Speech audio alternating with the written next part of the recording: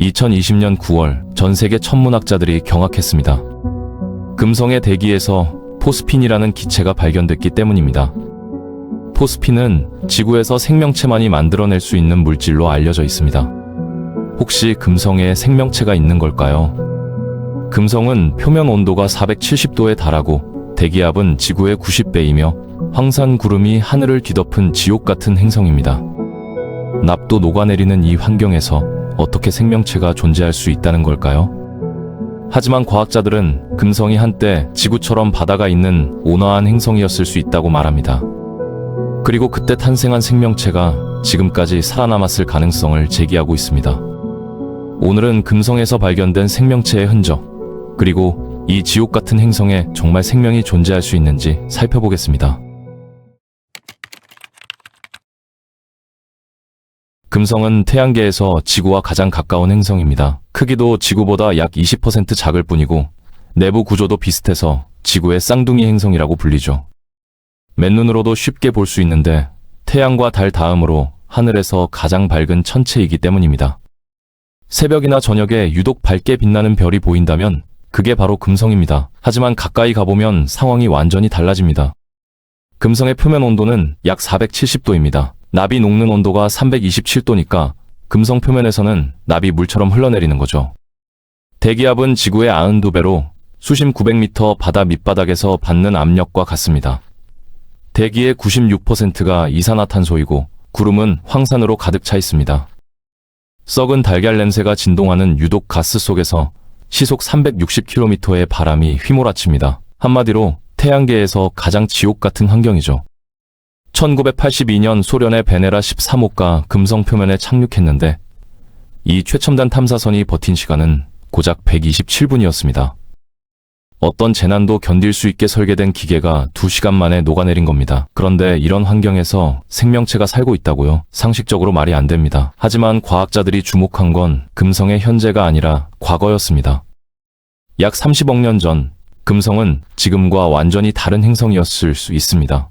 1978년 나사가 발사한 파이어니어 비너스 탐사선과 이후 여러 탐사 미션의 데이터를 분석한 결과 금성 표면에 한때 얕은 바다가 존재했을 가능성이 제기됐습니다.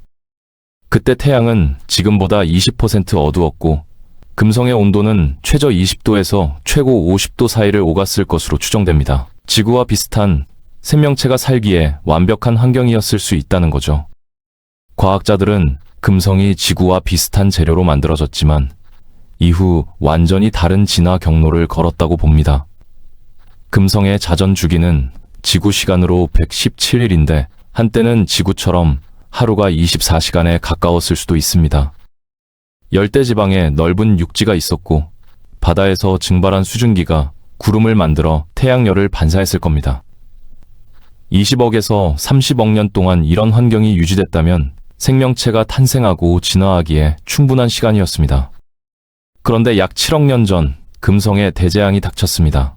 정확한 원인은 아직 밝혀지지 않았지만 대규모 화산 폭발이 원인이었을 것으로 추정됩니다. 42억 년 전 금성이 형성될 때 지각에 갇혀있던 이산화탄소가 마그마와 함께 분출되면서 대기 중 온실가스가 급격히 증가했을 겁니다. 이게 폭주 온실 효과를 일으켰고 바다는 증발하고 기온은 치솟았습니다.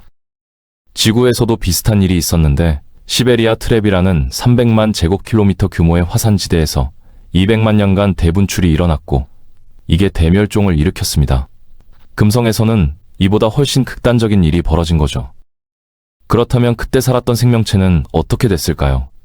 과학자들은 생명체가 멸종을 피해 지하나 대기 속으로 도망쳤을 수 있다고 추측합니다.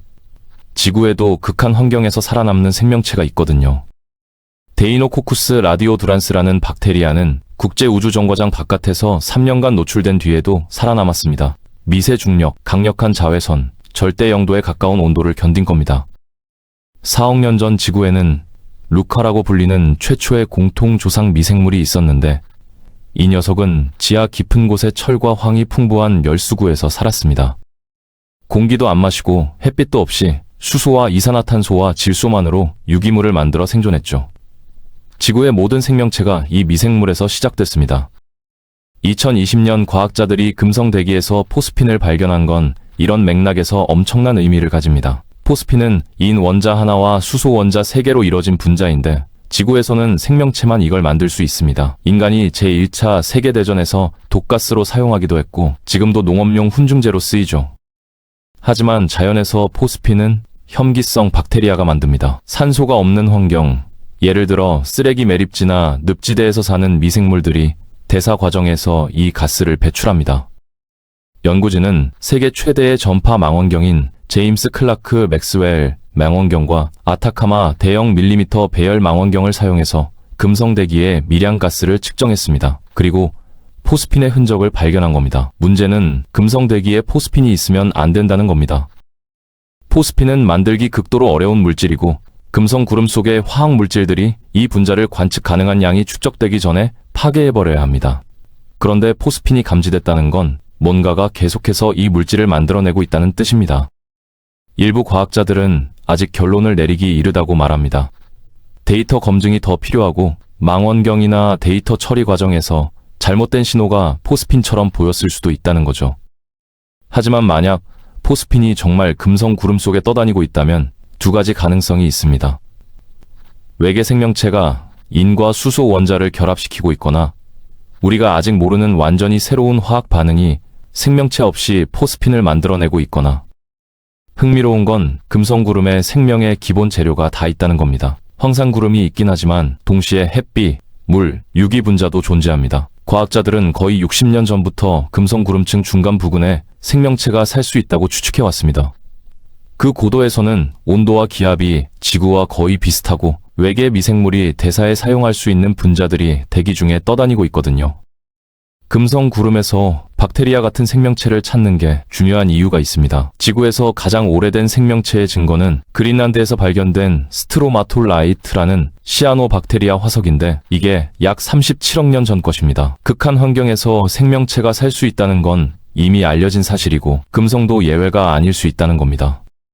포스핀 발견 이후 여러 기관에서 금성 탐사 미션을 계획하고 있습니다. 캘리포니아의 로켓랩은 2023년에 금성으로 우주선을 보내 생명체의 확실한 증거를 찾겠다고 발표했습니다. 로켓랩의 17m 높이 일렉트론 부스터와 포톤 위성버스를 사용할 예정인데 포톤이 금성에 가까워지면 대기 속으로 탐사선을 투하해서 생명체가 살 수 있는 고도의 공기를 분석할 계획입니다.